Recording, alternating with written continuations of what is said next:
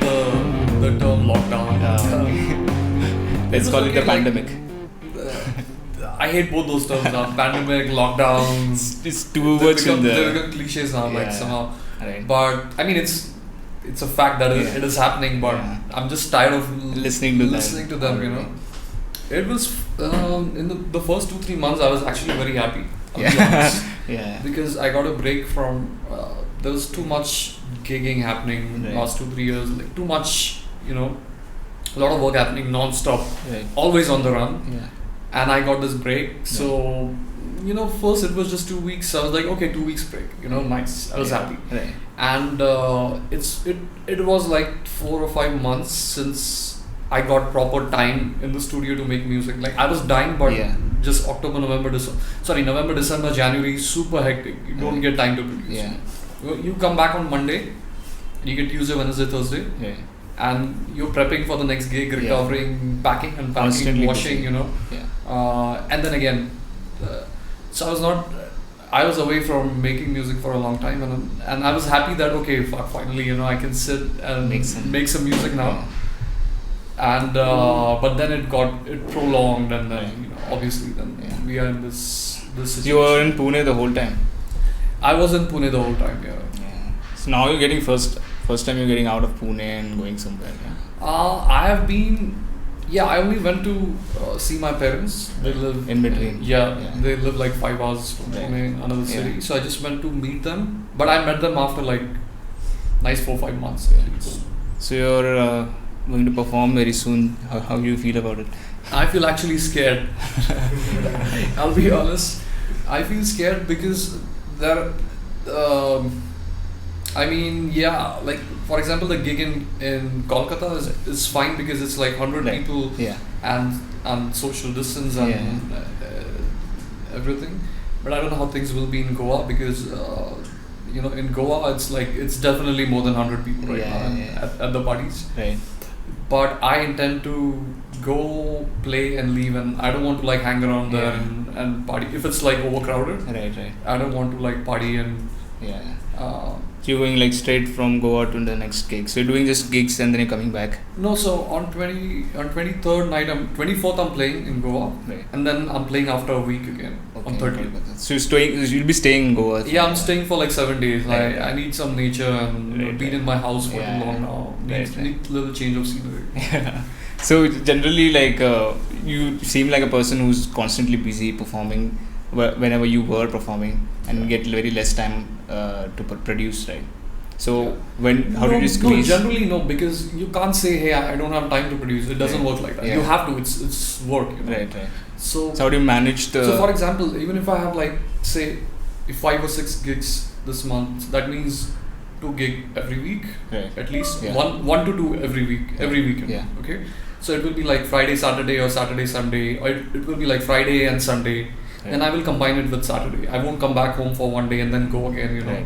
I'll probably stay back in that city for another day and then go something like that. 1.5 day. So you come back on Monday, and Mondays to recover, like, you know, from all the flights and whatever, all the partying and playing. Maybe you were playing all night and you're tired and exhausted, and then you have to take So then you get Tuesday, Wednesday, Thursday. So 3 days, 1.5 day you produce, 1.5 day you whatever. I mean, I update music for the next gigs, and Friday morning again you have to start taking flights and So sorry, let me just. It's fine. So talking about like making music, you said 1.5 day. How much time does it take generally for you to make a track, or has it grown over the years? Now you become like more comfortable and you know what exactly we want to do when you're sitting. Or is it I know exactly what I want to do, but I take time. If it's a remix, I can do it in 2 weeks. 2 weeks is like bare minimum. Okay.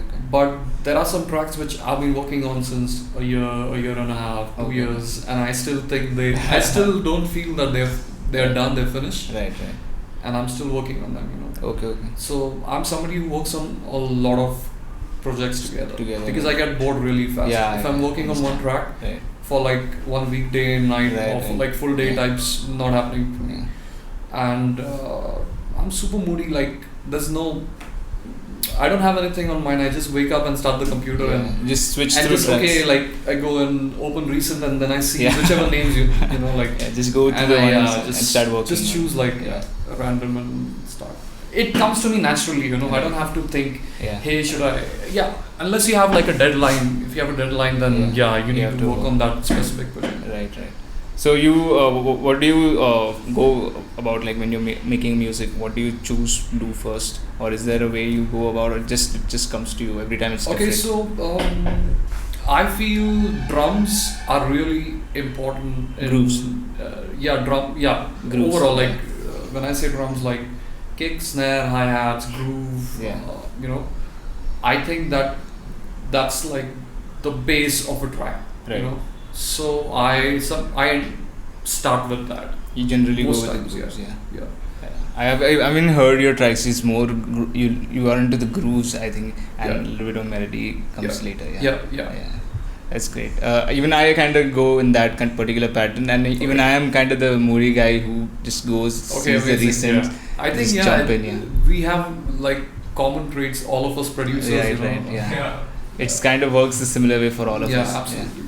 And it's funny because you wouldn't think like you have so many things in common with some producers, but when I meet these guys and I'm like, oh shit, like it's very common. A lot of things. Even if you look at each other's like DAWs, you see the names also like a little bit like in a way. Because with me, I know exactly what vibe I want to make. Right. You know, I'm not making a genre and I'm not making a style, but I'm making a vibe. Right. And I know if I want to make a dance floor track, or if I want to make like a nice melodic listening pleasure track, or like something, you know. Right. So I know the direction exactly what I want to make. Right.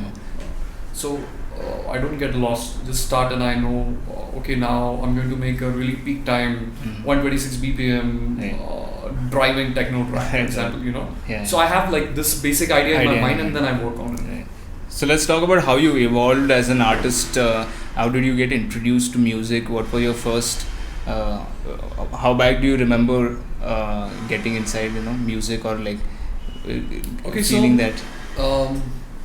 My father is into like classical music and stuff. Oh, okay. So you were brought in a music. Yeah, we always had like tabla and harmonium and stuff in my house. Right. And he kind of sings, but just as a hobby, just like he's a tax consultant, but he's into music, and so we always had like music in the house. Yeah.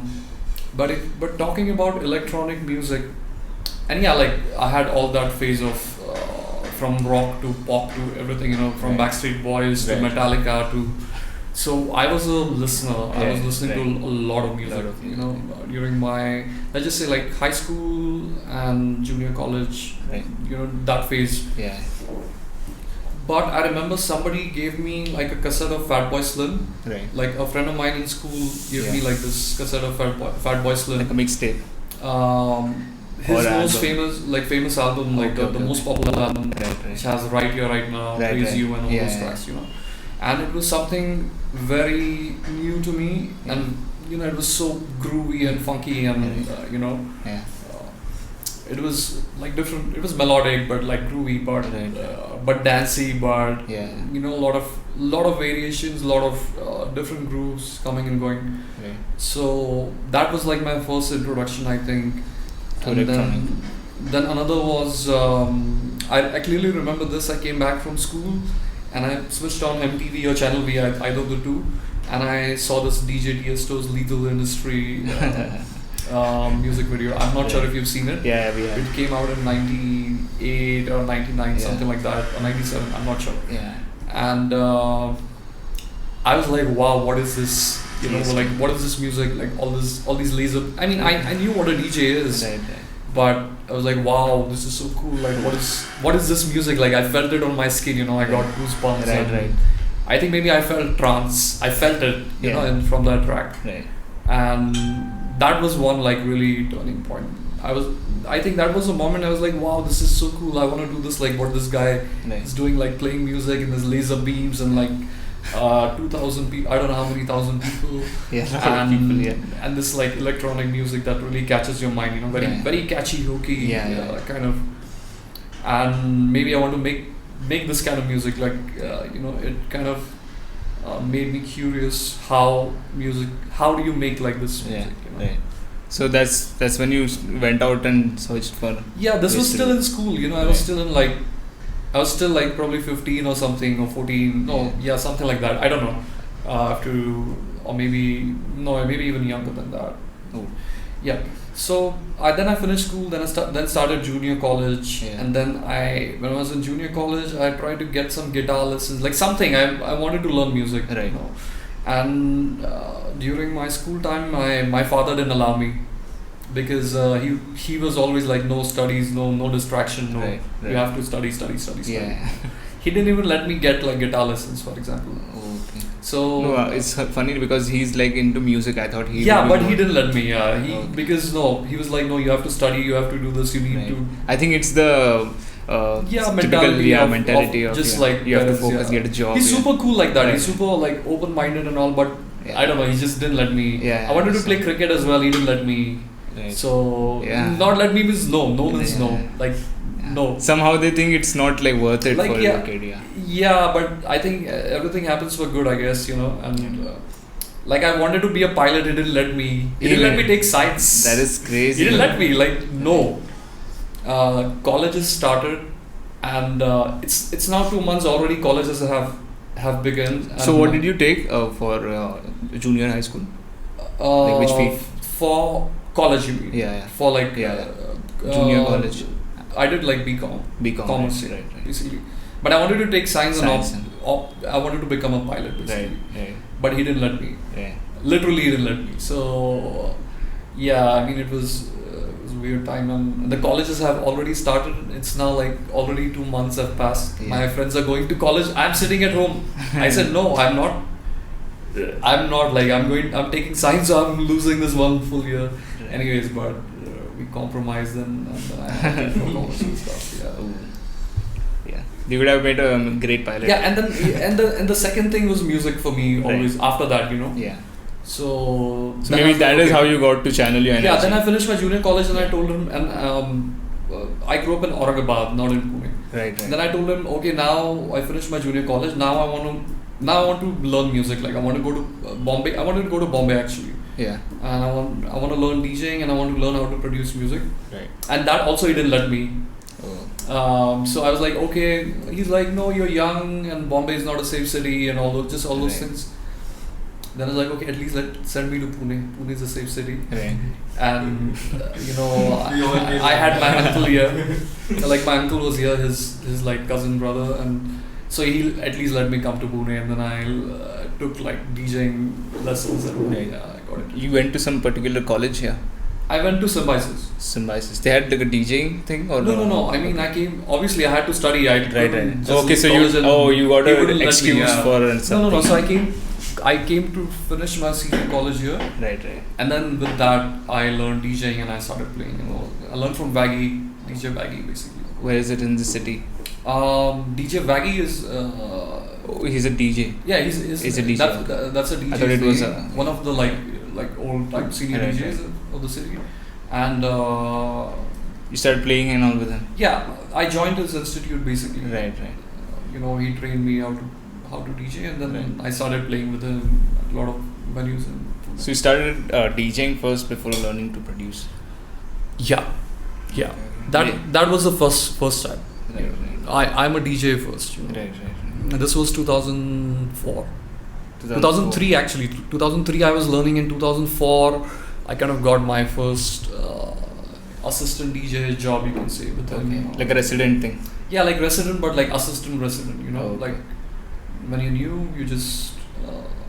That's good enough. I think. You finish your DJ course and you just can't play for 5 Right, obviously. Okay, so. You have to be there. Take some experience, like few months. In fact, it's good to have that experience and then learn and then become a better DJ than to just go and exactly. Stage, And there weren't like so many clubs at that time, right? Yeah, so, obviously. And there were a lot of DJs. So obviously, the more experienced DJs got to play the main nights, the Saturday nights and the Friday nights, and I used to open for them and play like from 8 to 10 maybe or something. So even when I was really starting to get into, even I got into DJing first because it's easier. I thought it was easier because getting a laptop and installing, that was a very far-fetched thing. DJing was more like go to this friend's place who has like virtual DJ and just sit with him and do something. And then you get like a thing where you are actually in front of a small crowd. So when was that? When did you think it was, this is getting serious now? Like, okay, I'm in this thing. I was serious about it. Right. This is touch wood. Like, I feel really lucky. Right. Because not everybody is or gets to be so sorted out in head, and a lot of people feel lost. They don't know what they need to do. Yeah. Even after trying 10 different things, they don't. But touch wood, I feel lucky that I knew exactly I wanted to be a DJ, right. And I joined a serious DJ school because I knew this guy can get me work after I finish a course from him, and I obviously believed in him as a teacher.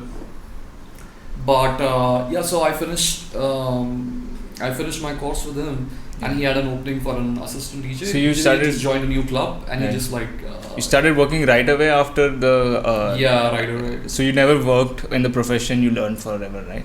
So just switched quickly to So like 2 months I used to go to his house to learn. Right. He had a studio. I used to go to the studio to learn, and then he had an opening, and then he just gave me my first DJ job. It was not in a club actually. My first DJ job was in a mall. Oh, okay. In Gold Art Labs. All right.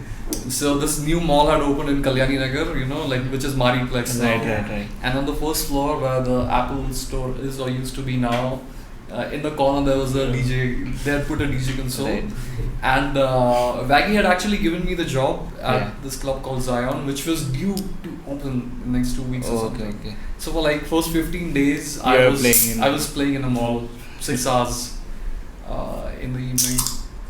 That was my first DJ job, but then I switched to the club when the club opened right after. So you started listening to artists like Tiesto and a little bit more of the trance electronic. Yeah.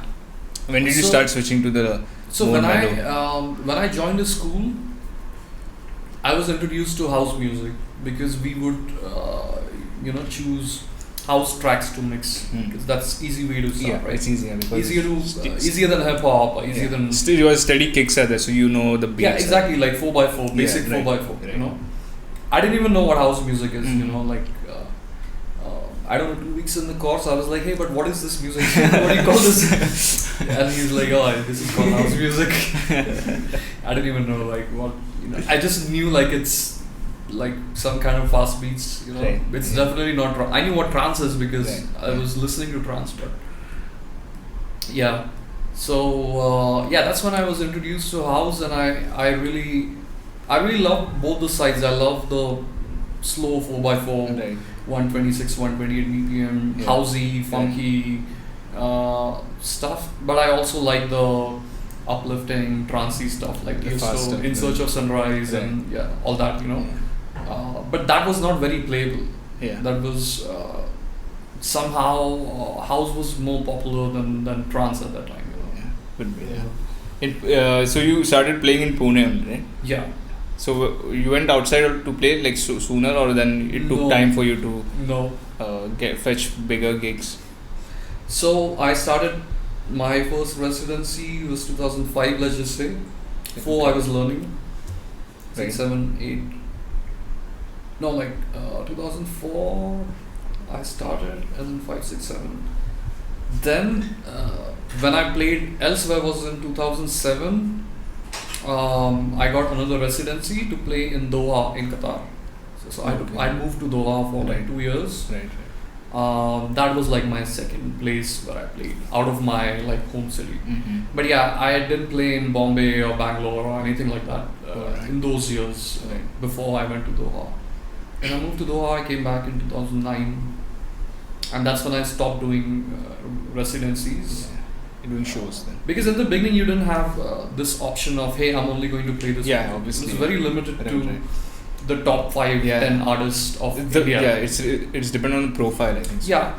I mean, at that time, 2005, 6, 7, or 5, 6, whatever, you start DJing, and if you get an opportunity just to play any music in a club was a big deal, So you could not choose, hey, I will play only this. Yeah, understand. Even now also it is very much on the profile, like how even now the younger DJs who are coming up, they are coming in this mentality that I want to be that guy who is called upon to play and who is like who gets the opportunity to choose to where I want to play or not. But then they have to understand this point that look, if they are being picky about the music, that's a good thing. Right. And I see that as in progress than back in the days, because back in the days I didn't have option. For example, I had to play certain Bollywood nights as well, and I didn't like Bollywood music. Luckily I sucked at it. Like I was really bad. So they didn't let me. They were like, no, you are gonna screw it up, and they would like probably invite some other Bollywood DJs or Waggy would play or something. And but I was really good in hip hop. I really liked hip hop. So I was playing a lot of hip hop music in the beginning. In my hip hop and funky house. Right. These were the two main genres when I started. It's very satisfying to mix hip hop and house, because they're different from each other. Yeah, absolutely. And you nail it sometimes, and it's just like. And awesome. In the beginning, when I was learning, I had to mix everything, like 80s, 90s, retro. Right. The progression was like this. You start with some kind of retro music, some kind of 80s and early 90s kind of stuff. Right. And then the main DJ comes and he starts playing hip hop, and then he goes into funky house or ends with electro house, something like that. Yeah. When you're talking about a typical commercial music night, let's just say. Right. Back in the days, a club night or something. Yeah. And then obviously there were like exclusive nights for just house music or just hip hop and just Yeah. But I just give you an example of a typical Saturday night, maybe. Right.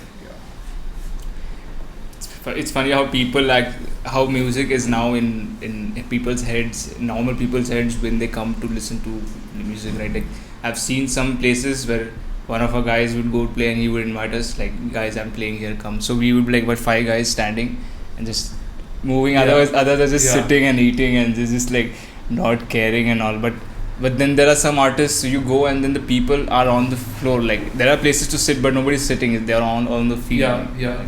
There's this different profile when you get this profile when you're in when you're known. There's this different feeling of playing and then when you just have to play because you don't have a choice to choose, right? Yeah, correct. So I think it's a good thing if now if you're able to choose that, hey, I want to play this style, it's a good thing, because then you're only clear in your head that what do you want. Right. You're not confused, Exactly. And not a lot of genres mixed together so nicely. Right. Let's be honest, So if you're talking about, let's just say, the underground side of music, maybe you can play like 2-3 different styles and mix them, maybe it can be like progressive house and techno, or it can be like tech house and deep house and techno. Right. That's fine, but it's a good thing if somebody knows that, hey, I like this kind of tech house and I only want to play this. Right. Because then you will specialize in that genre. You will. The more genres you add, the more confusing it gets. Exactly. The more difficult it gets for you to mix and do justice to a set that you're gonna play. If you're gonna mix like 5 different styles, it has to be done nicely. Yeah, you have to work it out. Yeah. Versus somebody playing just a minimal set, start to end. It's always going to be more professional sounding and more like to the point. Yeah. In terms of music, versus somebody playing like. Just like juggling around different genres. I actually used to do which is a good thing, which is something I do as well, which is something I do. I play like different styles, but it's difficult. Do you ever do like just keep a bunch of songs and just like pick on the spot? Like, do you do gigs where you do this kind of stuff, or do you always have it planned, like what you're going to go through? So I have a style, I have a style of tracks that I like to play. Right. And that's all I need to know. Like if this track is my vibe or no. And the progression, obviously, Right. So when I hear a track, I'll be like, okay, this would be somewhere in the middle of my set. Oh, this would be this can be a nice opening track. Yeah. Oh, this can be like the peak time track in my set. Right. So when I listen to tracks, I listen to them like this. Yeah. And I will basically compile a new playlist for every weekend. Oh, okay. So for example, now if I'm going to Goa and Calcutta to play, I'll make a playlist and I'll name the club or whatever, however I want to name it. And it will have the new tracks that I downloaded this week. basically. And I shortlisted and whatever I heard them. You know? And I will do a rough sequence, you know, in terms of the 50 tracks, for example. Easily, like I need at least 50 tracks every week. 50 tracks. New 50 tracks to play. How many hours do you play with 50 tracks? I like to play at least like 2 hours. Okay. I might not play all the 50 tracks, but I need, you know. So that you have like a headroom to choose from. Yeah, exactly. And if I have 50, that means I'm listening to at least like 400 you know, every week. And then I am shortlisting 50 and playing 10 probably out of them. Right. And 10 from the last week's playlist and 10 from the previous week's playlist, you know. So it comes very naturally to me, but this is how I remember from weekend to weekend, you know. Yeah. So I know that my latest playlist has the newest collection, and then I always go back to old playlists while playing on the spot. You know? I'm playing a track, and then suddenly I remember, hey, there's this track I played at last gig. Maybe it will go nice with this. You carry all your tracks always with you, or did you like these are the tracks I have? I can't actually reach out. No. I make playlists gig wise, and I carry like all of them. All of them, right? So you just because that's how I remember. Yeah. Exactly. Somehow I'm very bad with names. I know how the tracks look on the USB waveforms. I know how the font looks. I know how the text looks. Okay. For example, I know how Sequ3l looks when you see, but for example, I know how your logo looks. So when I look at this cover, I know that this is the right? track. So I have a good photographic memory maybe, but I'm very bad with names. So I forget artist names. I forget names of tracks. But I remember how it looks in my playlist, which number it is. And you probably know how it sounds also because obviously that obviously you know. So you can like always have like a quick sneak peek. Okay, which track is this? Like because look, if you're one of those guys who are going through so much music, it's impossible to remember names of you know. So I remember in this for example in today's playlist are 50 tracks, and in the middle the 25th one was really banging. You know, I remember it like that. But when I look at the playlist, I know which one it is. You know, I will probably remember the first word or the first name of the artist name or like something. You know, but not the whole name. It's impossible. There's just too much music to.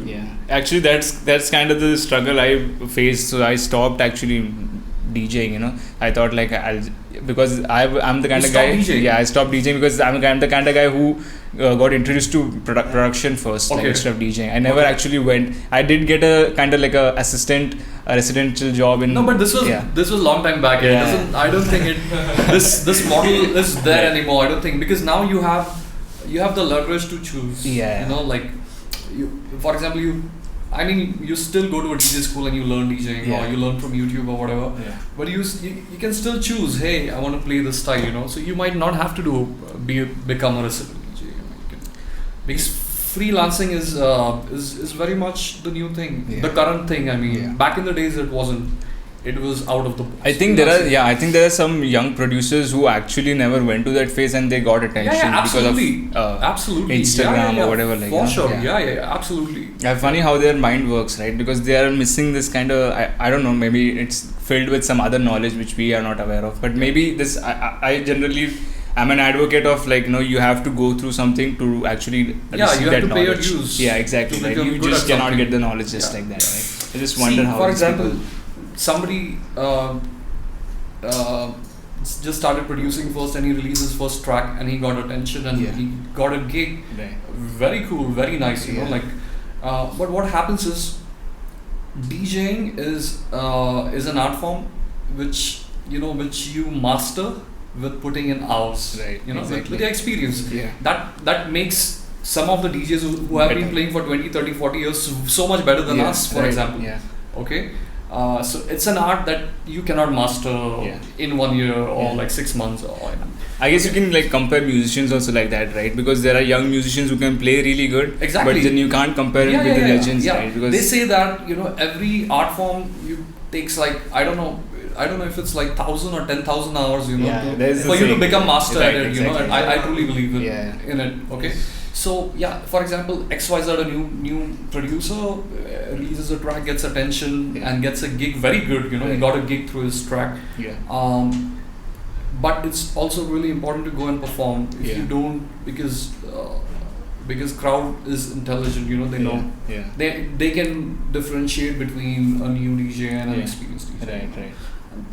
said that somebody could be a total natural and just kill it on the first gig also. Who knows? Like there's no. You actually cannot bet on that. Yeah. You cannot you cannot. I can absolutely say that. Yeah, you cannot generalize. When we say that. So actually, I saw this video of a small kid. I guess it's some India at some talent show maybe when he was mixing techno for this crowd and he was killing it. Like the kid had like grooves, man. He was like, I'm like, what? And there are these Instagram videos of these the artists, probably they are kids. So they'll just like put them in front of the consoles, like play. See, it's a process, It's not just like mixing tracks or track selection. It's so much more deeper than that. I mean, it as an artist. You know? And there's a reason why some of the legendary DJs are legendary DJs, and some of the DJs are DJs. And it's super deep. I feel. Right. Personally, the first time I ever thought like I should get back on DJing is when I saw that Boiler Room set from Swanwith. Have you seen that one? It's probably crazy. Like I'll go check it this out. guy is like he carries all this music as vinyls. Like you just have I know. Jazz. Yeah, you actually did you meet him? Did you get a chance to meet him on digital? Yeah, I met him. We took pictures. Crazy guy, right? Yeah. I was there for his set when he was. And I heard he played like crazy. I couldn't attend. He played kick-ass set. Yeah. Crazy. This old school guy, man. He just carries his music, and then there's something about him when he plays, right? I just don't. This is with the experience. Artists have aura, like a lot of artists have a very strong presence. Man. It is so true. I attended Acid Poly when he came to Mumbai, and boy oh boy, like it was very different from whatever I've ever. Even if he would have played a track I've ever heard before, it's just different when he's playing it and I'm in that presence. It's just very crazy. It's how you presented it also, Yeah. So let's talk about some of your other business rather than music. Like I heard you wanted to be a pilot, right? Even I actually wanted to be a pilot, but the reason because I couldn't do it because I had like a specs problem. So, So it was a no for me since the beginning. But then I kept like learning upon it, and I actually wanted to build like a proto airplane kind of thing. So how did you first build yours? Like so, as I said, I was always fascinated with airplanes and specifically like fighter jets. I wanted to be a fighter jet pilot, right? Yeah. That's different. I wanted to be a commercial pilot. Yeah, I wanted to be an Air Force pilot. So I don't know, just like since my school time, I've been fascinated with like fighter jets, and I mean there are a lot of people like us, right? Yeah. A lot of us are fascinated with cars. It's different things. It's a thing with the men versus female, because men are more only thing oriented people. They like things, all kinds of things, like just anything.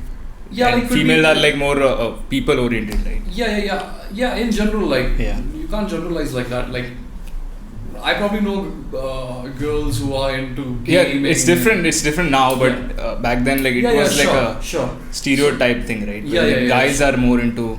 And I think this was like a lot of SWAT cats influence, this cartoon. Right.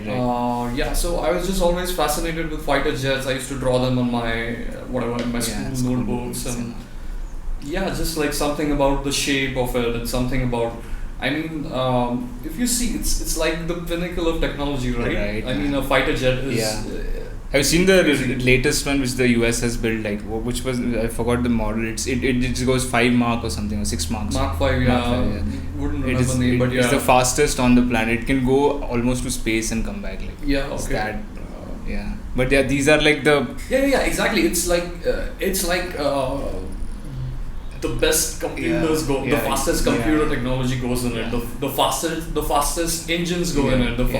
It's like I think we can break it down even more. Like I think it's more to do with the act of defense, or like that mentality, right? Exactly. So you need to get the best. Like if I ask you, hey, like point out to me like a machine that is like the most cutting edge in this human world right now, it would be like a fighter jet, obviously. Exactly. Till we have spaceships. Even once now, we have spaceships, then spaceships are going to be way they are expanding than fighter jets. The war domain is going to expand to space. Like a lot of these governments are having these. See, if they're sharing I hope like more than war, I hope they just like do it for exploration. But it's humans, man. You know, right? Humans have. Otherwise, we wouldn't have military on Earth itself. Like if that would have been true, that space wouldn't have been a domain for.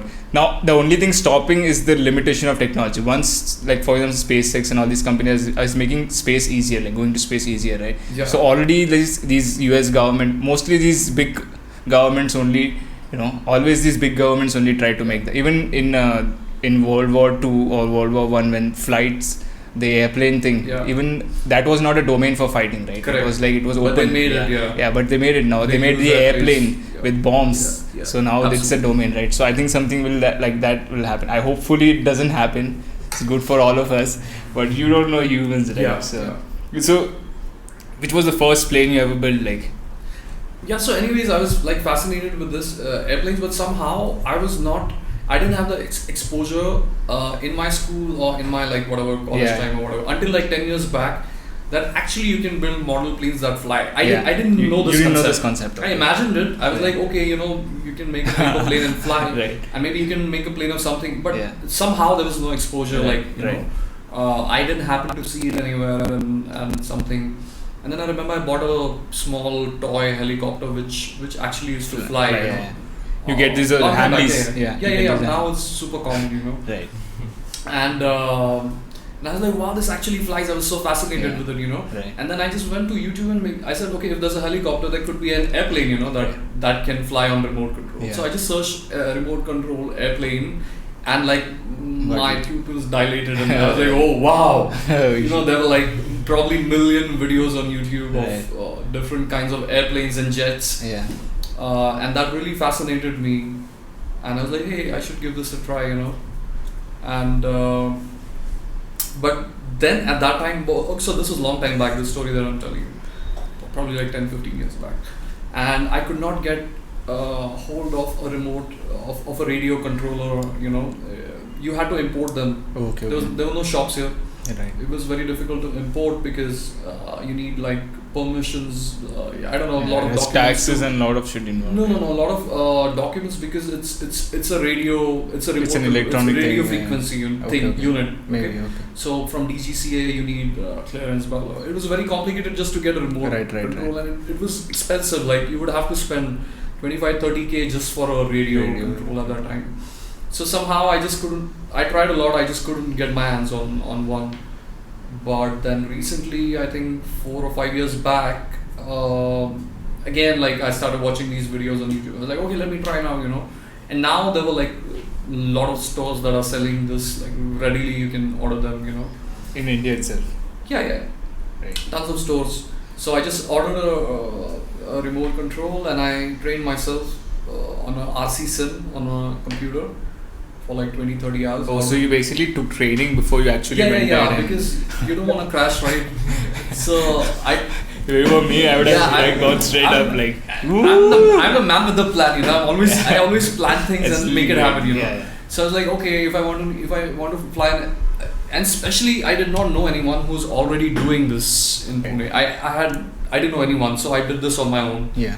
So I bought blueprints of like a Su-27 jet, right, which is like a trainer plane which flies really slow, right.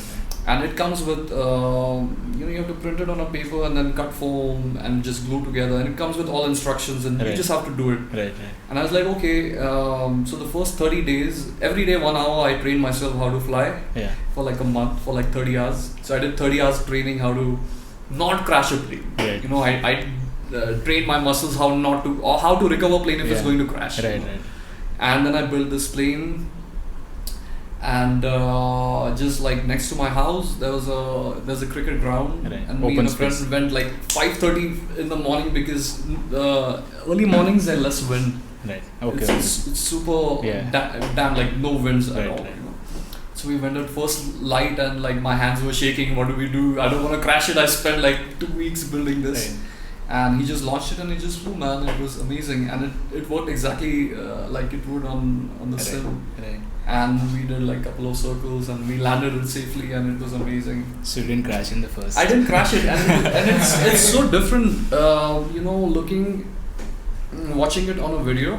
And I don't know, have you seen a RCA plane? Yeah. So it's a totally different. It's very different. In fact, a lot of my friends want to see it, and regularly they come, they tag along, Right. And when they see it, like some of them do not believe their eyes. It's really fast, man. What the hell? No, more than fast. What the hell? Like this is actually flying. Like a lot of them have not seen even any videos. They just see my post and like, hey, I want to come and see what you're doing. And they come and they see, what the fuck? It just like flew out of your hand, like it flies like a real jet. Like people are really fascinated when they see it. So I was really fascinated. I was completely hooked. When the first was a success, and I knew that and then I found out that. Then I realized that I'm good at it. I'm good at building as well as flying somehow. Then it became a hobby. So you started buying more parts. I started building more. You just order electronics and. From the foam you make a new one and you put the. So it's like a light material, right? Yeah, it's like high density thermocol, you can say. It's called Depron. Right. But there's also balsa wood. There's also fiberglass. There are different materials that you can use. But as a beginner, you start with some light foam, foamy, which can take some beating. What kind of engine do you put on that, like? Electric, like for now, it's all electric. I thought so it'll be like very not that heavy also. Those engines. 50 grams. Like the one small motor which weighs only 50 grams and it has like 30,000-40,000 RPM. That is very powerful. Yeah, very powerful. 3,000 RPM is really high. Like no, this is 40,000 RPM. So oh shit, that is like 40,000. That is a very good motor. So, but the fan it is using also it's not that heavy. So I think so. Yeah, it is that balance between the exactly like a 6 or 7 inch propeller like this long, for example. Right. And so electric, but there's also nitro engines. There are petrol, there are gas engines, and there are turbine engines. Turbine engines, that's what I was. Turbine engines, those cost a lot. They start from really 17,800 euros. Yeah. No, more than powerful. The electric ones I have are just as powerful. They put out just as much thrust. Right. But it's electric. The turbines will be loud like also. Like a marvel of technology. Come on, a turbine engine, it takes like air, it's a real turbine engine. Proper thing, right? It's a jet. So engine. It will be really loud also. Very loud. Like, it is very loud. Yeah. Sounds like a real jet. Yeah. That's what I was when I saw your videos. Your recent Mad Move. Right? What do you call it? Batwing, Batwing, okay. So that thing looks like a turbine. It's electric, but it sounds like a mini turbine, not because it's not loud, but it sounds like a turbine. Even the other one which you saw you're holding in a hand, it sounds really loud. So I thought, is it a turbine? Like because it's big also, so it's big enough to put a turbine. It's called electric ducted fan. So it's like a fan. It's like an electric version of a turbine, you can say. Okay. It has a motor, it runs on battery. So a turbine runs on gas. But a turbine actually burns fuel and there's hot air and compression involved. There's a circle, I guess, for where fuel comes and it fuels the turbines. Right? Here there's a combustion chamber where the fuel is burned. Right. And there's an air intake. And then there's a compression phase, and then it all mixes and it throws out that's which really gives hot you compressed thrust. air. And that creates thrust. Whereas electric is just the fan moving like this one. The wind is making the thrust. Giving you wind. That's it.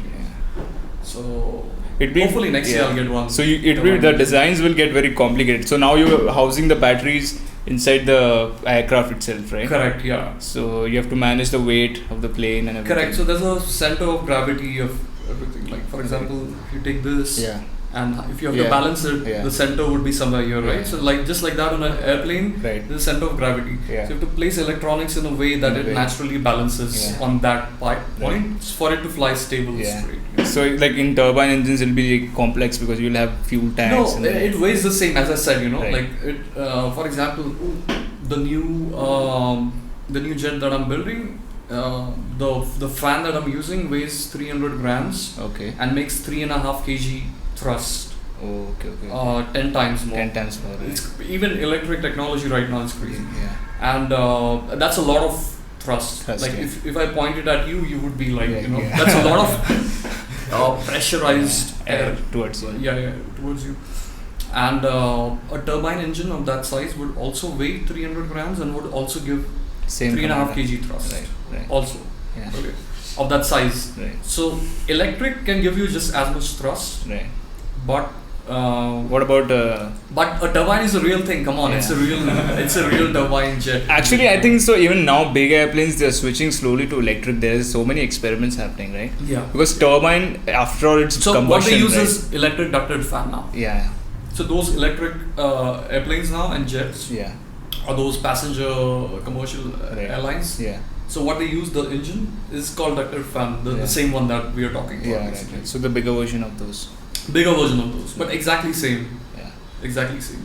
The same principles. Yeah, the same. Exact same principle. I guess like the same principles, but then it will be like challenging in some other ways. Maybe like because of the size. It's bigger. Yeah, it's bigger. Yeah. And it's. I want to actually do that, man. Like. Yeah, for sure. Sounds like butterflies in my stomach. Come and see. And Sure. That'll be really. Even Hila explains a lot. In fact, we downloaded this game called Flight Sim 2020. Have you tried that one? No, I used to play like Ace Combat and stuff like. Like oh, you are the fighter plane. Yeah. Fighter plane somehow always. So I never got into these boring commercial flights. It's not boring, it's not boring, but for me, I have pilot friends who call it boring. Like when they see my videos, they're like, "Oh, what I do is boring. It's just boring. You're just sitting and flying a plane." But you can't compare, obviously, you know. Yeah. So. For me, what is fascinating about the commercial flights is like they're huge and they're complex. They're not as complex as a fighter plane because then you're fiddling with a lot of energy. Yeah. But here you're carrying this massive. They're majestic, you know. Like I find them very attractive as well. So really. when I'm at airports, I'm constantly like staring at. Yeah, it's just shivering. It's such a huge thing. It's flying. I mean, like what the fuck. Just lifts off with like 200 people on board. It's crazy. Yeah, it's crazy. There's amount of technology also. I mean, life is so fast paced that you don't sit and think about. We all take things for granted. Like you take this laptop for granted, for example. Right. I mean, it's a powerhouse. Yeah, like, the amount of transistors can do now, a phone can do, for example. It's crazy. Even the first. So if you like stop and think, you're sitting on an airplane. You know, like it's like a bird made of metal. Yeah.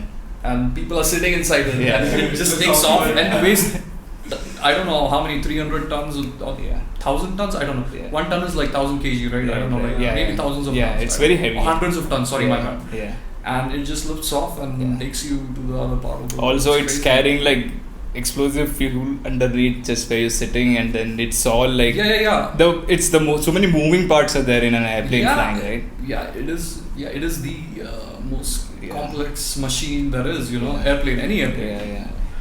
I think a fighter jet just adds more complications because it carries weapons and it's faster because of the sheer speed and that's required. A lot more technology goes probably, but I don't think they're so far off from each other.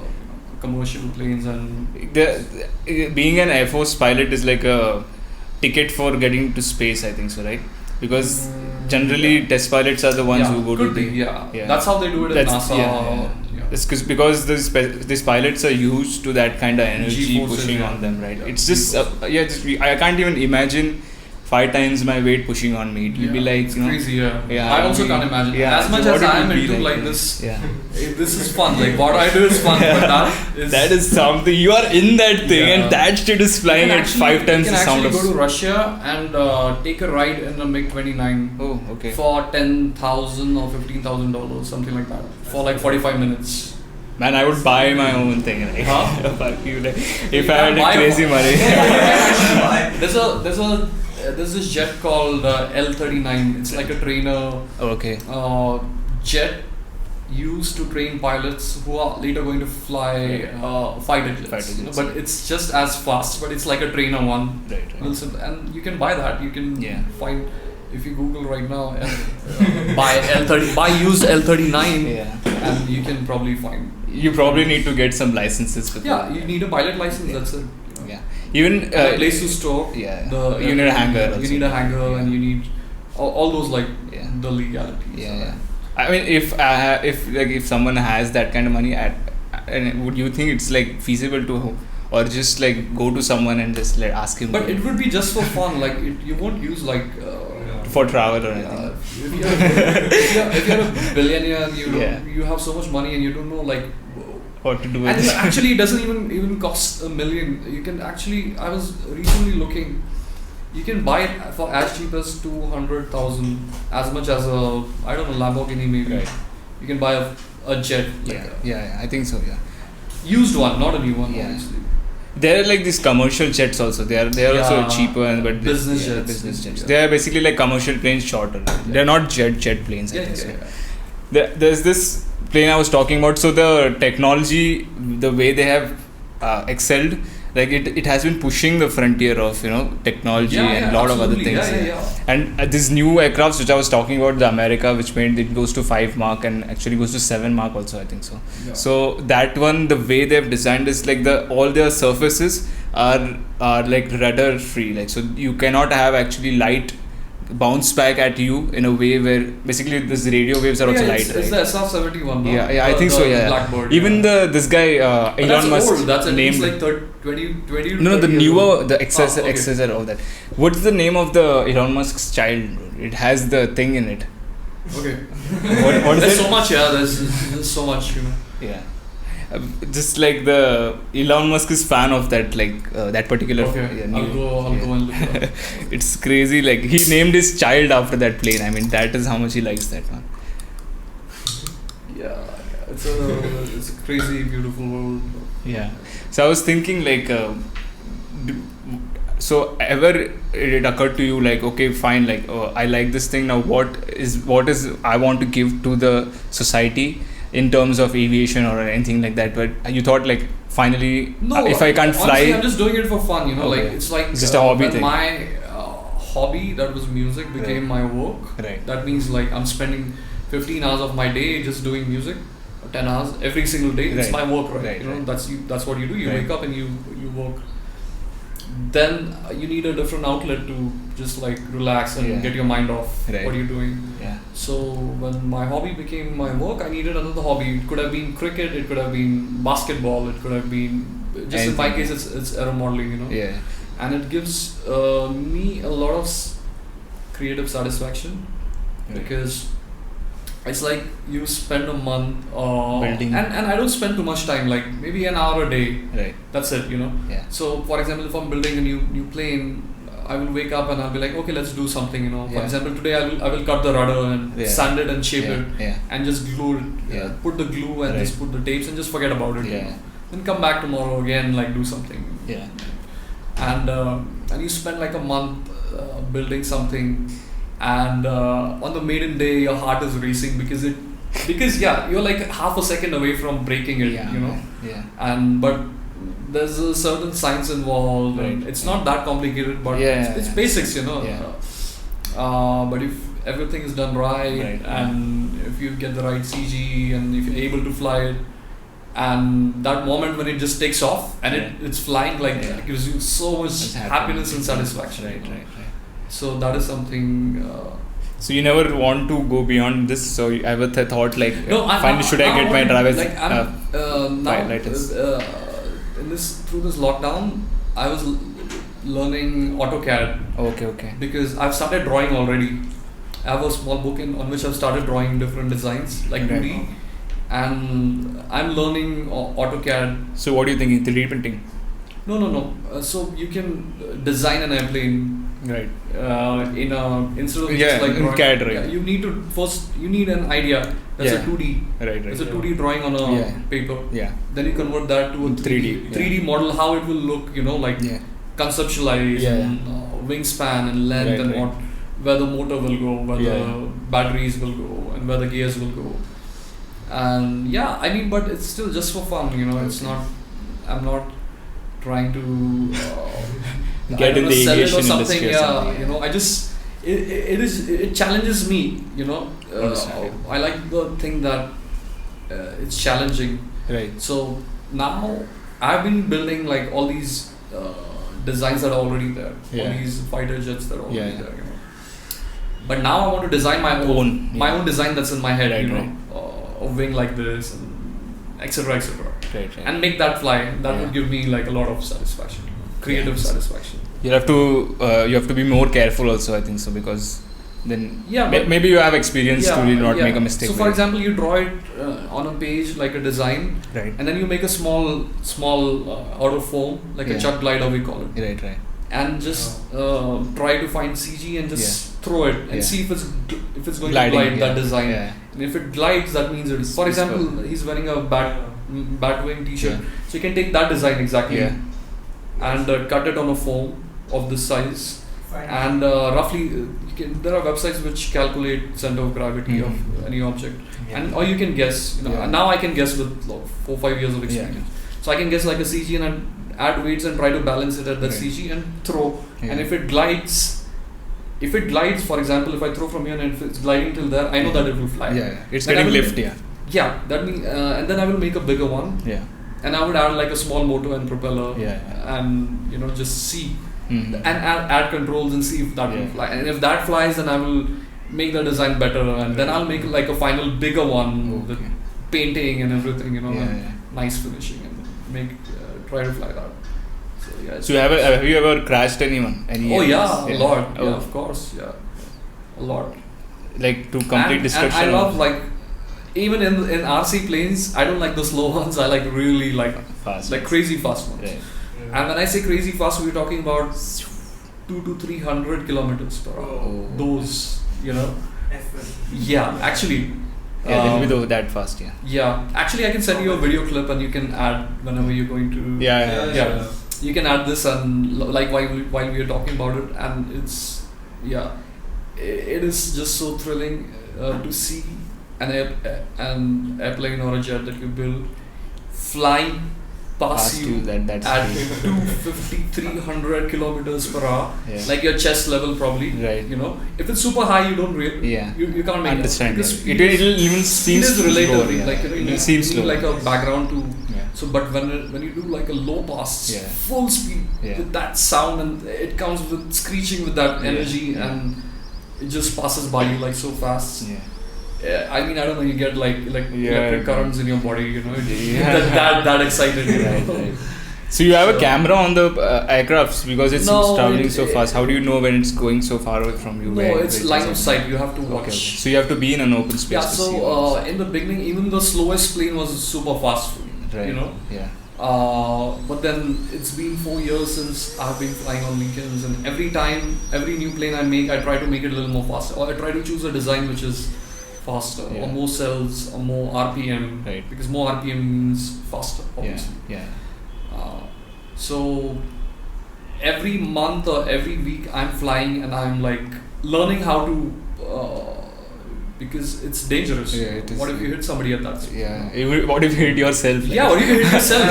Exactly. Imagine you're flying and it'll hurt you because it's pretty heavy, right? Dude, it's pretty fast also. Dude, it could be lethal. It's not a toy. Right. It is not a toy at all. Right. By no means. Right. Even the slowest RC airplane, which has a propeller in the front, has given very deep cuts. This is not a cut, by the way. I just had a blister, screwdriver, and I'm just trying to isolate that from anything scratching against it and making it worse. Right. But it can hurt. There have been accidents where people have just connected a battery and forgot to put the radio on first, and the motor started spinning full throttle and chopped a finger, shredded skin. It's not a toy. It is not a toy. It is not for kids. It's not a toy. That will be like a bummer. Like but there are certain basics. There are certain basics you have to follow. Certain safety rules that you have to follow. If you follow that, you're fine. It's not. But this is such a it would be a common mistake to actually. Exactly. And the fast planes like the one I have right now, the 250, 300 we're talking about. It is crazy. It is so sensitive as it gets faster. It gets sensitive obviously right on the sticks. Because the wind is pushing more. Small deflections. If you're driving at 10 kilometers per hour, you need more steering. Right. But if you're at 100, you just need little bit, and it will turn. Same thing. Same principle. Okay. And it gets so touchy that you have to be very, especially low passes. Because if you dig it in the ground, it's gone. You won't get anything from it. Right. It will be shredded in pieces. You won't find anything. That would be very painful to look at also. Yeah, painful and expensive as well. It's an expensive hobby. So it'll be very careful while landing, right? You have to be very careful. Look, it's really simple. Just like anything, just like driving a car, there are certain rules, and if you follow that, you'll be safe. Right. Just like that. You just have to follow those safety measures. It's not much, just like few basic things. if you do that, and you have to know, like, if I was flying this plane 4 years back, I wouldn't be able to, So I've progressed from 50 kilometers per hour to 70, then 90, then 100, and it's, like, for people who like speed, no speed is enough. You always want to keep going faster, right? So you said you went almost 300. So if it had gone like 120 minutes, it would have broken the first Mark 1. So there's so what they do is, so they Doppler the sound. They you post a video on one of these forums and you tell them, hey, can someone help me out? And they analyze the audio and whatever frames per second or something, and they tend to find like rough speed. And also other guys are flying with the same airplane with the same setup. They have radar guns at the airfields. So they're just pointing it, and so just by looking, you can guess. There's also GPS meter, like a small unit which you can put inside the plane. And after the flight, you can't afford to put a airspeed indicator. There is actually there's this tube thing. It's called period tube, right? So it'll have the air pressure in it. Exactly. So you can mount it. It has to be mounted outside the on aircraft. The tip, right? Correct. So anywhere outside the aircraft. The air should be going in. And in fact, the radio that I use has that feature, but I need to buy that unit. And it's also not super. What about altimeter for that? Altimeter, like for the height? No, this is the most accurate one. So this one tells you the height also, or it tells you only the airspeed? No, that is for the height you need the altimeter, right? It's the variometer. Oh, okay. Variometer. All right. So nowadays there are receivers. Radio has we have the transmitter. There's a receiver. So receivers are built in variometer, and it tells you the height, for example. So you can put it on a switch. Like for example, my radio, I have a battery telemetry. Right. So if I flip a switch, it tells me how much voltage, how much percentage, for example. Right. So while I'm flying, I know I have to land at 30%. That's a standard rule. Yeah. So I'll flip the switch, and the moment it goes to 30%, I'll land it. Okay. So like that, you could also put airspeed telemetry device and put it on a switch. And when I do a pass, I can set the radio in any way. Like I can make the radio read me the speed every 10 seconds, every 15 seconds, every 2 seconds, or read me the speed on a switch. So I can do a pass and press the switch, and it will tell me 200 or 250. Right. In knots, it'll tell you in knots, I think. No kilometers. Not knots. Okay. We recently saw your video with DJ Tally, like the one he shot with the close calls. What he's doing is next level. So he's doing FPV, but fast FPV, not like one of those DJI drones and like super fast FPV and crazy turns doing some wicked stuff. So maybe I'll get into it eventually. But right now, for me, it's that's what we had a very interesting conversation. He's like, how do you fly line of sight like this? Because he's so used to FPV. So FPV is like camera on the drone, and you're wearing glasses and you're seeing live from the camera from the drone's angle basically. Okay, and line of sight is you're watching the plane. So I told him, no, for me it's the beauty of an airplane, to look at the airplane fly and fly by close. Right. But for him, it's like sitting inside the airplane. It's the first person. Yeah, and then that is thrilling for him. But for me, looking at a super cool jet like the Batwing, for example, so cool, like from the movies, and do low passes and we do crazy stuff. We'll put two cars and we'll have one of my jets go right from between, but very safely. Very.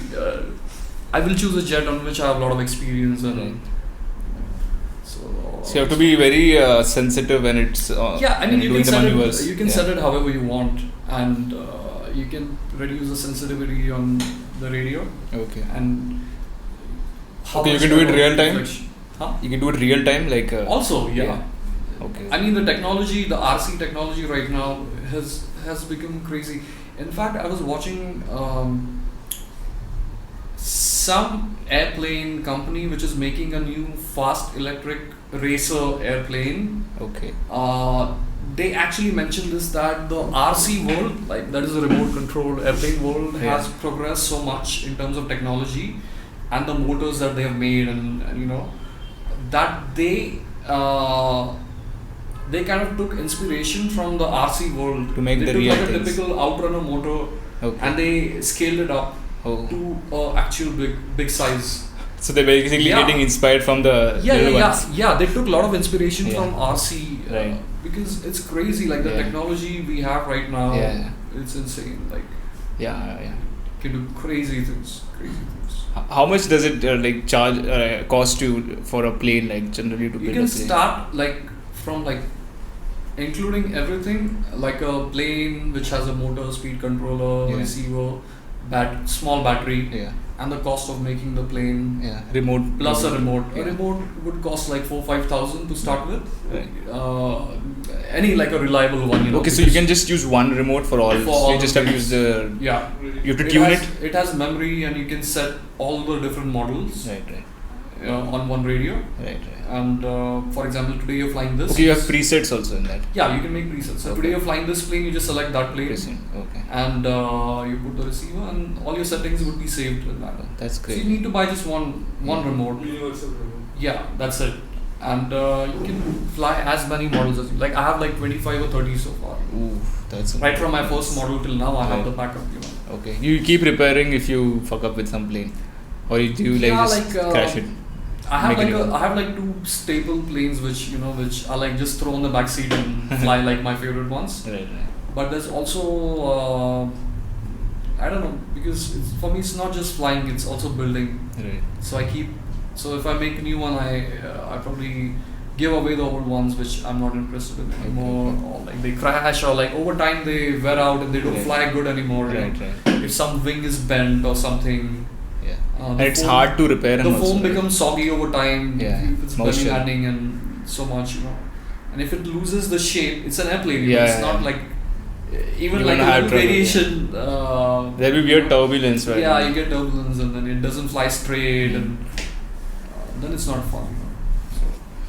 You're so deep into this, right? You are dug deep in. Not really. I think, in fact, since a year I was not flying at all. Okay. I had no time because all my friends they fly on weekends. Yeah. And I was always traveling. Okay, you have a group with it's better safer if you're with a group. Right. And so I didn't get time to fly. I was frustrated. Forget about making. I just told you that I had 3 days. 1.5 day you produce music, 1.5 day you update music for the next gigs. Right. In between, unpacking, packing, everything. Lots of stuff. You have to give time to your friends, your dog, whatever, maybe your partner, or maybe your friends. My friends are always angry on me. I miss all the birthday parties. I miss, even if I'm in Pune, I would be like, oh no, I just cannot, because there's so much. Too hectic. Like I have to do this remix and I have to do that. And so, but now since this lockdown happened, you've been out there. I got that extra time, which look, I was still making music. Right. But I got a little extra time away from gigs. So I diverted that time to like build some planes and fly, and now I feel content, like kind of like last 2-3 months I've been flying a lot. You made a new one also? I'm making you're in the I'm making I actually made like 4 or 5. Oh, okay. I made the fast one, then I made the Batwing 2, and I bought one. Really cool jet, like I've been wanting to buy it since 2 years. Right. So it's a proper manufactured. It's a proper manufactured design, like a jet. Right. Quite big. Is that the one you were catching in the hand and then you left it up? No, not that. This has like proper retracting landing gears. Okay. So it lands with like shock absorbers. So I can actually land properly. Yeah. And they retract on a switch. Yeah, that is crazy. So, for example, the fields where we fly at, it's not tarmac, right? It's kind of grass or something bumpy. So it has like shock absorbers. And it kind of like it can take some kind of shock, and it has flaps for takeoff, and like 2 position so flaps. It's proper. It has LED lights on the wingtips. And it's heavy. That must be nice. It's like 2.7 kg something, and it's big in size. But not only that, but it's like an award-winning design. It's like a super aerobatic. This design has won a lot of awards. There are competitions. Okay, I understand. And it can do all these different maneuvers you throw at it.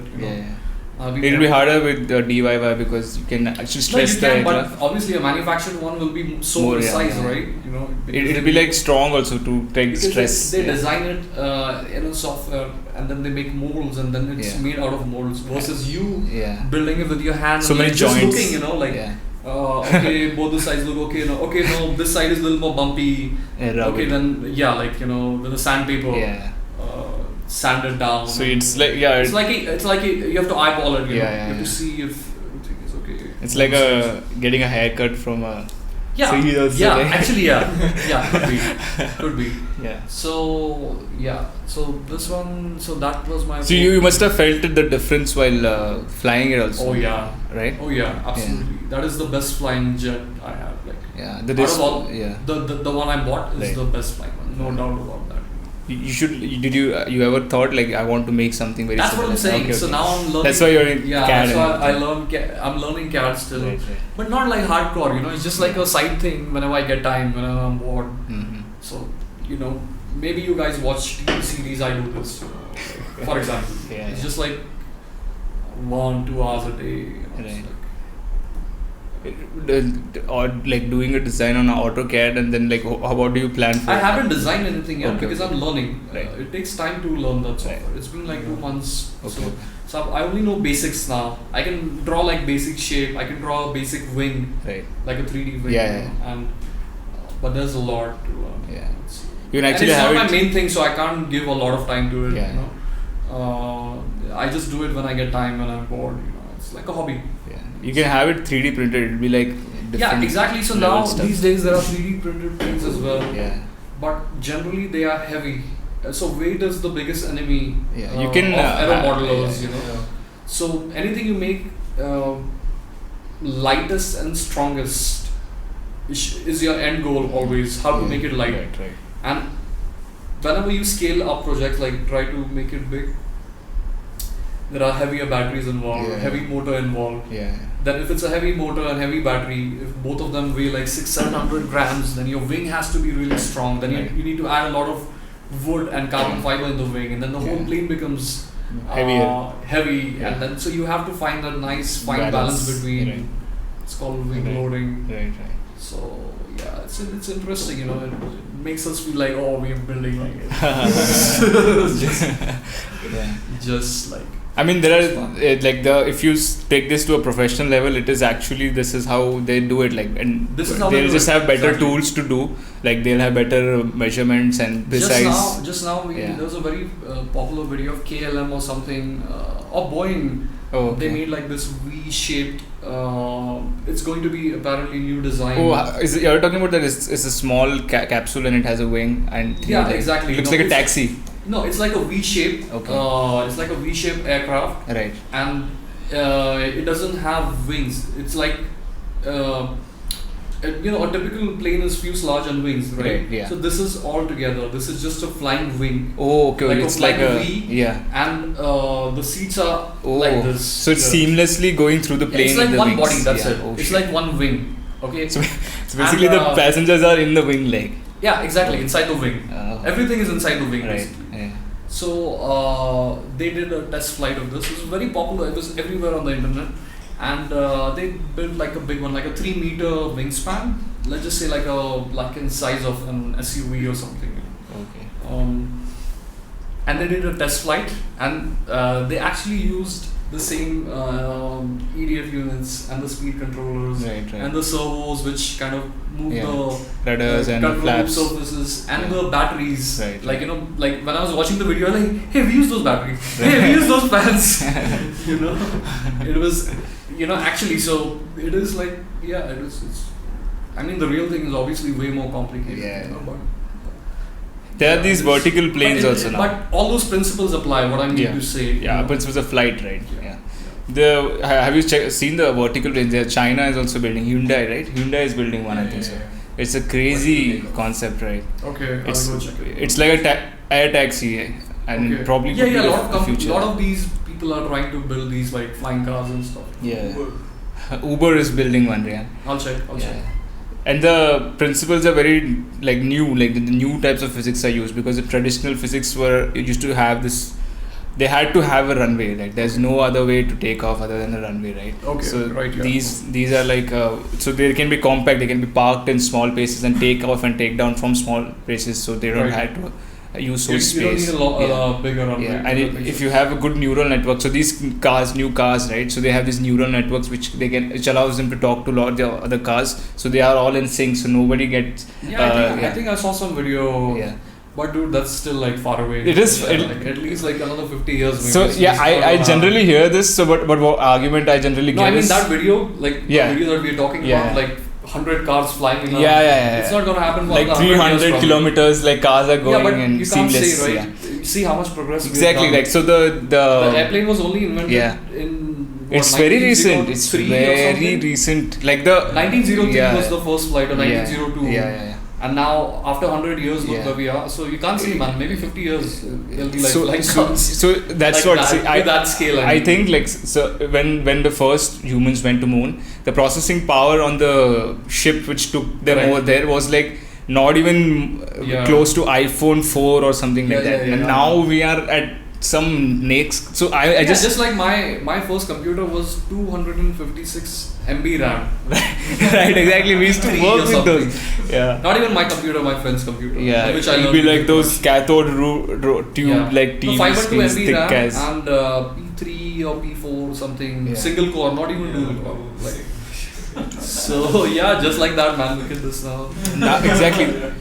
So I think like we are going. I think we won't be able to anticipate it. Like it'll be on the corner. Like absolutely, yeah. For sure. You don't know, next big company comes and deals with the government, and next thing you know, they are changing stuff. Because even I saw metro building. In general, flying involves flying is complicated because airspace restrictions. Exactly. So that the main problem with that is like you need people to maintain the airspace. That's why it's going to take a lot of time.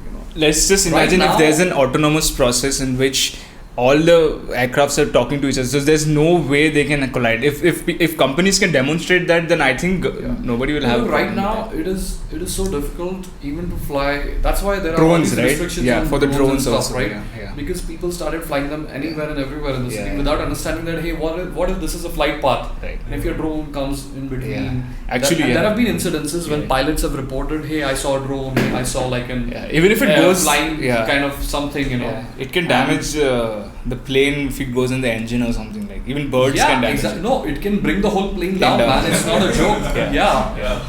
You can have like a crash, Yeah, because things are traveling so fast. So even when we fly our planes, we cannot go towards anything that's towards airport. Right. Even though there are like nice, huge, lush fields towards that side, towards the airport side, we cannot. Yeah, so of course. We go opposite they are way. there because of the big planes. Yeah, we go opposite way, and because we don't fly that high, but you still don't want anything, any kind of trouble,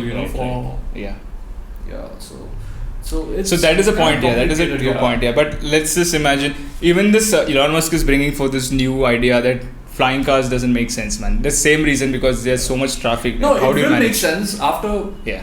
But the alternate solution he gives is like we can build tunnels and we can go underground as much as we want. Like we can keep going down and making more tunnels and we'll never run out of space. Exactly. So that is also really great. And then you'll have high speed transition between lanes and all that stuff. Absolutely. You'll be building capsules. You don't have to drive. You'll just sit and have a conversation. Exactly. Yeah. They started now. They started. The boring company. The Las Vegas strip. It's all going to be connected. Underground, right? So how the cars are going to work then? Like, can you put your own cars or like is this this thing, right? What is it called? It's magnetic. Yeah, it's kind of magnetic. Yeah. And magnetic. Yeah. And it's really fast. Yeah. It's really fast. You should see. So these are like magnetic tubes in which they're like bullets. Yeah, correct. Yeah, exactly. Oof. Imagine There's no way of an accident. Yeah. That's the concept. No way there'll be an accident. It has one they're testing now. Tesla, what is it called? Hyperloop? Yeah, Hyperloop. Yeah. That is some weird shit. Like it goes at such high speeds, man. The estimation from Mumbai to Pune was like 30 minutes or something. Yeah.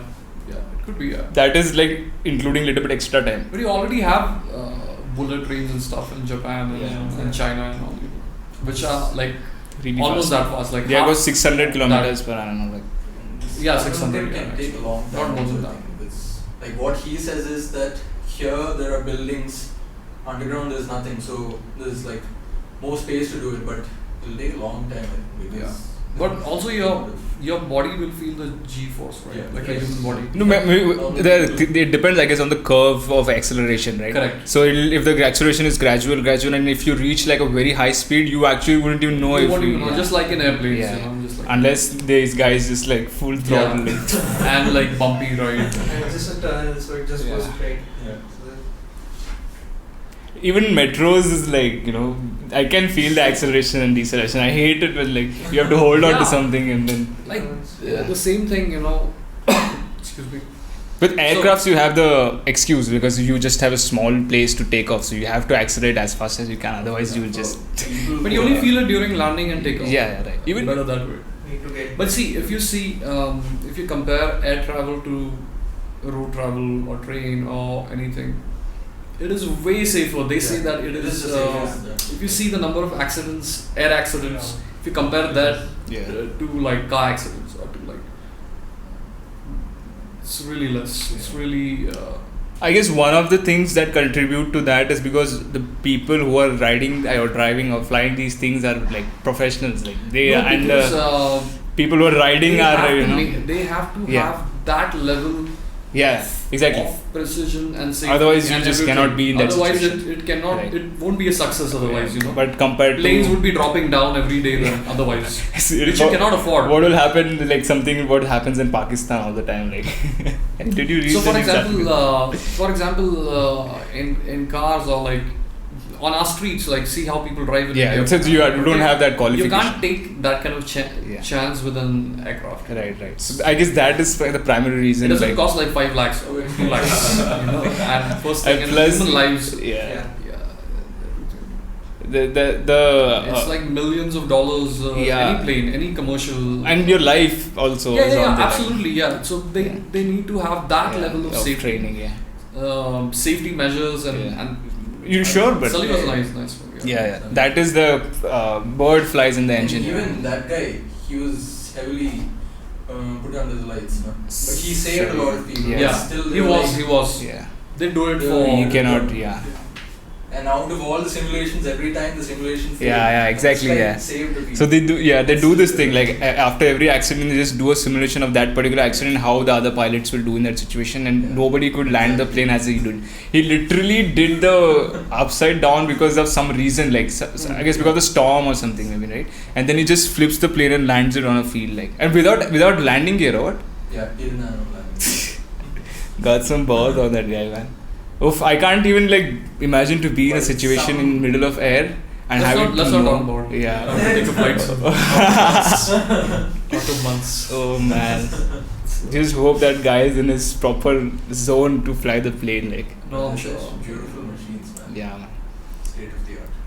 So, like the best part about this modern flying is like it's everything automatic. Like most of these things are automatic. You just go, you reach that altitude and you just put the numbers and just chill. Like they'll go automatically. While landing, even landings are now automatic. Since you also do the sim, right? The simulator. It's exactly the same how it would be in the I've life. tried ones at you should try the new one, man. I tried at Bombay Airport. They have the Boeing simulator. Okay. You've tried the proper thing. At the Terminal 2, but domestic, not international. Okay. They have a proper Boeing cockpit. Cockpit, right? Everything like proper. And you can choose any airport, any city to any city, and then you can take off and book it for like 45 minutes. It moves also, right? Huh? It has like a shock up thing. Yeah, everything, like super realistic. Right. And you were able to do the thing like proper. No, the guy next to you will show you everything. Okay, this is what you do, this is what you do. He'll tell you to do and then you just like follow it. Yeah. Super cool. Anyway, I think it's been 2 hours already? Yeah, more than an hour. Yeah. Like 1.5 hours. Oh, then long conversation. Yeah. I think 1 hour we just spoke about airplanes. Yeah. Like I think that's totally worth it. Like. Good conversation. Yeah. Anyway, it was great having you here. Yeah. Likewise, man. We should do this again, like, and just Yeah. chill sometimes. Maybe we can absolutely. get together and like see some maneuvers. Yeah, absolutely, yeah. Yeah. See your plane though. Yeah, Come over anytime. especially this Most welcome. bat one. Yeah, just Most welcome, come Yeah. over. have Yash fix up something. Yeah.